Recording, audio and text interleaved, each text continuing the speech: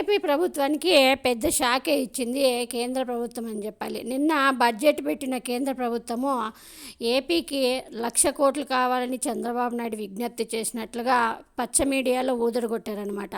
కనీసము 50,000 కోట్లైనా 1,00,000 కోట్లు కాకపోయినా 50,000 కోట్లైనా కేంద్రం ఇస్తుందని. ఎందుకంటే కేంద్ర ప్రభుత్వము ఇప్పుడు అధికారంలో ఉండడానికి కారణము చంద్రబాబు నాయుడు సపోర్ట్ చేయడం వల్లే ఎంపీలో కేంద్రంలో అధికారంలో బీజేపీ ఉందనేది అందరికీ తెలిసిన విషయమే.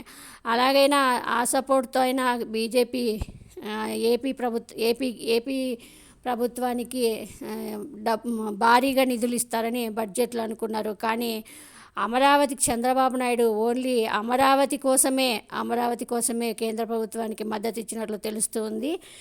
నిన్న బడ్జెట్లో నిర్మలా సీతారామన్ కేంద్ర ఆర్థిక మంత్రి అమరావతికి 15,000 కోట్లు, అది కూడా అప్పు, వరల్డ్ బ్యాంక్ ద్వారా అప్పు ఇప్పిస్తాము రుణం ద్వారా అంటూ బాంబు పేల్చారు.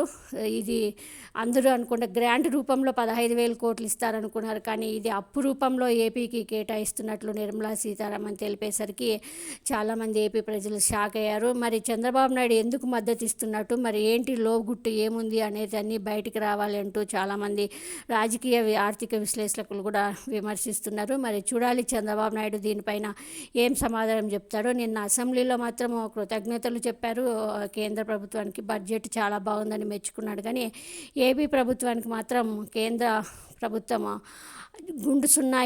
పెద్ద గుండు సున్నా ఇచ్చిందనే చెప్పుకోవాలి.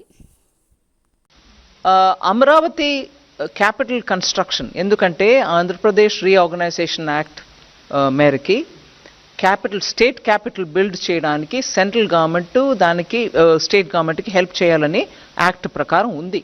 So capital city Amaravati build up చేయడానికి మేము డెఫినెట్గా వాళ్ళకి అసిస్టెన్స్ ఇవ్వాలి. ఇప్పుడు నేను చెప్పిన 15,000 కోట్లు వరల్డ్ బ్యాంక్ అసిస్టెన్స్ తోటి మేము వాళ్ళకి తెప్పిస్తున్నాం.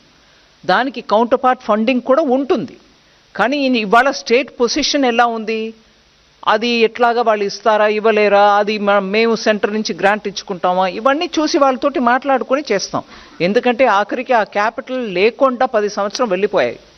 ఆంధ్రప్రదేశ్కు ఒక క్యాపిటల్ ఉండాలి. భారతదేశంలో ఒక రాజ్యం ఉందనంటే క్యాపిటల్ లేకుండా అది ఆంధ్ర. అది యాక్ట్ ప్రకారం ఈ పార్టీకి క్యాపిటల్ అక్కడ ఉండాల్సిందే. నేను ఎవరు చేస్తారు ఎవరు చేయలేదు అనే విషయానికి వెళ్ళలే. ఆ క్యాపిటల్ బిల్డ్ చేయడానికి కేంద్ర ప్రభుత్వం పూర్తిగా కట్టుబడి ఉంది.